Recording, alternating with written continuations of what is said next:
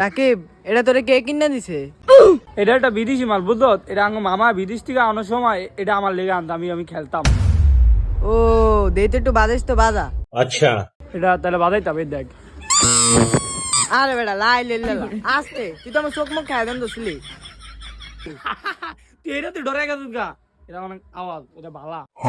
রাকিব, এই জিনিসটা তুই সুড়া, তারপর সুড়ানোর পর দেখ কি হয়। হ্যাঁ হ্যাঁ, এটাই, এটা সুড়া। দে আমারে দে।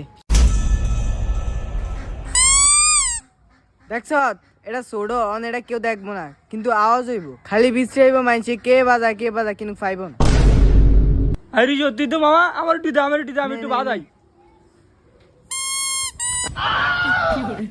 হারি হারি তোর কিলো মোর ভিতরে কেলো এটা।